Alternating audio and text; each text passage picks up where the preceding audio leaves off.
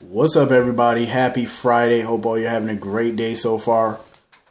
Hope you're having a great Friday so far. Getting into this episode, I don't feel bad for Brad. Nell is basically trying to pin this whole damn thing on him. This whole baby switch she's trying to pin on him. I don't feel bad for him. That's part of your karma. It's what you get. You know, you shouldn't have did what you did. Now you got this deranged lunatic trying to make you take responsibility for the whole damn thing. For the whole thing. I mean, I do feel like Obrecht is going to come into play at some point on this. I have a feeling of that. There's just no way that they can keep Obrecht out of it. Like, yeah, Michael got his kid back, but we're not seeing the end of this. Not totally. Not at all. And you never know with Obrecht what side of the coin she's going to roll on. Like, you never know whose side she's going to be on. Because her and Brad, you know, you just never know if she's going to side with Nell. She going to, you know, because Obrecht has to protect herself in all of this. At the end of the day, she has to protect herself. Because if her part comes out in this that she helped deliver the kid and the whole time she knew the truth about who kid he really was, Obrecht is a survivor. She's going to find a way to pull herself out of this. So pretty much it's every person for their damn self at this point. Because even Julian knows that. Like when he was telling Ava about what happened. And Ava had that old shit look on her face when he said that Lucas wasn't supposed to be in that car. She knew Julian ass tampered with that car at that point. But Julian also knows Brad is weak. And yeah, Brad maybe has spared him in that moment. But who's to say that Brad won't say something to Lucas or Sonny or anybody about Julian's involvement? Who's to say? Because Brad is weak. And now that he's told the truth, best believe he's going to come out with more truth-telling at some point. So Julian better watch his back. And Ava kept telling Julian, get out of town. But Julian knows right now that's not an option because even if he leaves town, he knows Sonny's people can get to him anywhere. He knows it. So it's really no point. So now he just need to figure out a way to get himself out of this situation and do it quickly. Because even Ava told him, she was like, well, when you found out that Michael was really the father, why the hell didn't you go to Michael and Sonny and tell him? That would have been the smarter option. But, you know, some people just do dumb shit. I think he thought in his mind that he was, you know, he didn't want to see his son hurt or whatever. But look what happened in the long run. You know, look what happened. Your son got hurt. Speaking of Lucas, I felt horrible for Lucas when he had to give Wiley, Jonah back to Michael. I felt horrible for him. Like, this is a kid that he's loved and he, you know, was raising for a year. And now he has to give him back. But I mean, the bright side to it is that the situation was rectified. And, you know, Michael still wants Lucas to be a part of Wiley's life. You know, he still wants him to be a part of his life. You're going to be his uncle. You know, but Michael really didn't know what to do at this point, you know, because they're all still figuring this out. Michael was contemplating just, you know, he didn't know what to do. He was like, should I just let Wiley stay where he was? You know, let him stay with Lucas. You know, let Lucas raise him. Or, I mean, I already knew Michael wasn't going to do that.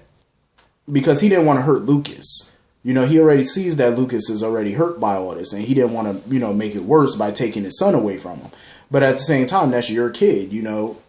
He was ripped away from you. You have a right to take him back, you know. So, I mean, it's a messy situation all the way around. I'm just glad, you know, at least Lucas is not alone and he has family with him who can help him through all of this because he's definitely going to need it. And, you know, after the first day when the shock of all this wears off, hopefully he gets Alexis and he, you know, files those nice divorce papers. Hopefully. I don't see him taking Brad back at all. Like, at all. Like, Brad could, ooh, baby, please take me back all he want to. Lucas ain't taking his ass back. I don't see it. Not after all of this. And, of course, you know, Don Sonny had to, you know, he wanted to know how all this transpired, of course.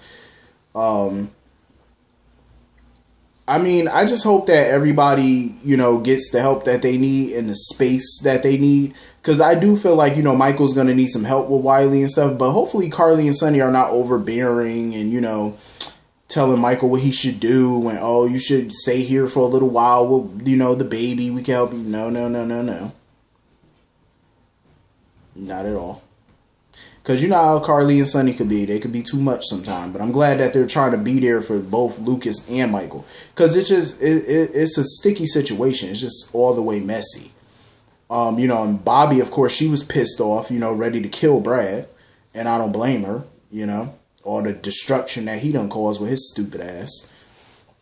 It's just messy. The worst of it all was Willow. I felt horrible for Willow. I really did. And I knew I would. I knew when this baby switch came out, I knew Willow was going to break down. I knew it. I was like, yo, she's going to break down. She's going to be inconsolable. I knew it. And she broke down when Chase had to tell her the news that this whole time, that wasn't her child. And she was pissed with Brad. Like, totally pissed. Because she felt like Brad just let her son die and, switched him like he was nothing. That's how she felt. You know what I'm saying? Like, Brad just disregarded her child, and replaced him with a healthy child. You know what I mean? Like, and she was super emotional and super pissed. And I don't blame her. And I wouldn't blame Willow at this point if she filed a civil suit against Brad, too. Because I think everybody involved has a right to a civil suit. Even though Brad is not a rich person. But my thing is, he would be owing these people out the ass for the rest of his life if they filed a civil suit against him. And they all have legal rights to do that. I mean, look at what he did. He caused a lot of emotional distress. A lot of emotional pain and suffering. Like, they could be getting paid out the gluteus maximus right now. If they really wanted to. If they wanted to take it there. But you already know. Michael and Willow. Lucas. I'm pretty sure in a legal sense, they're going to show Brad no mercy. Lucas with the divorce. Michael and Willow are definitely going to want to make sure that he's brought up on criminal charges and prosecuted. You know what I mean? And I don't blame them. Like, I feel bad for Willow. Like, how do you go on from this? How do you pick up the pieces after this? Thank God she has Chase, to be there to help her and stuff like that, because this is just going to be rough. She's just trying to process all of this. Like, that her son is dead and this child that she's been loving all this time is not even her kid. But she said deep down she knew. She had a feeling deep down that this baby was not her baby. And if you remember when she was at the hospital with Wiley, she kept looking at him saying that he didn't look like her or Shiloh. She'd been noticed that that baby didn't have none of their features. And she was wondering about that.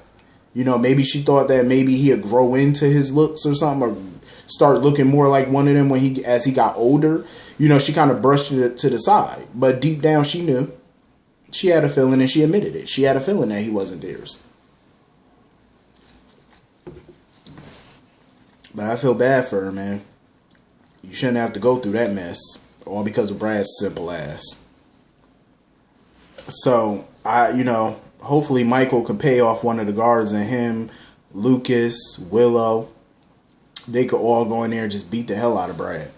I think he just need a good sound beat, and that's what he need. He just need to be taken to the woodshed one good time. For all this pain and suffering he done caused. Little bastard. So anyway, moving on from that. So now we get into the meat and potatoes of this whole Cyrus and Taggart and Jordan situation. So finally, they decide to bring Curtis up to speed on what's been going on. Finally. And it's a damn shame that Taggart is the one who wanted to tell Curtis the truth instead of his own damn wife. Like, that's a damn shame. So, basically, remember how Cyrus kept telling Sonny that he was in prison for something that he didn't do? Now we know why. So, and it's something we all pretty much probably suspected anyway. So, Jordan, Taggart, and the other two DEA agents, basically when they were undercover, they weren't getting evidence against Cyrus fast enough. It was hard to build a case. So they manufactured evidence so the feds could lock him up. That's why he's targeting them as revenge. Because Jordan felt like she had to hurry up and get out that undercover, because she felt like that lifestyle, the undercover lifestyle, you know, when you're in the criminal element of it, she felt it was starting to get to her. So she had to quickly get out of it. And the only way to do it was for them to manufacture evidence so he can go down, they can go back to their real life. And somehow their undercover DEA profiles got leaked. And now 2 of their people are dead.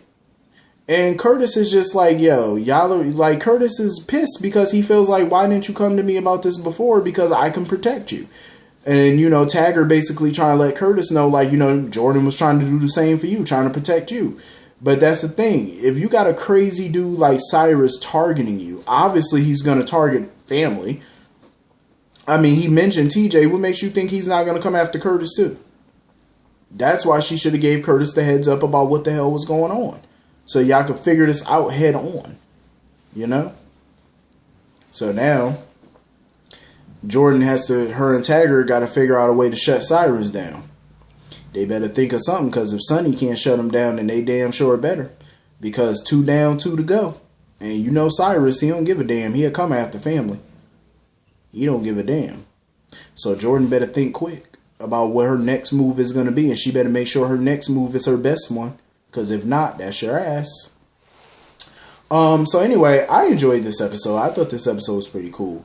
I just want to see the lengths that Taggart, Jordan, and Curtis are going to go to shut this down. Because they better do something. Because Cyrus don't play no game. So do something and do it quickly. For TJ's sake, for Stella's sake. Because he can get to Stella. Even though Stella is not in Port Charles right now. He can still get to her if he wanted to. Clearly. Like, you better do something and do it quick. But anyway, hit the comment section. Let me know what y'all thought about today's episode. I will see y'all all later. I hope you have a great weekend. See you all Monday. Peace.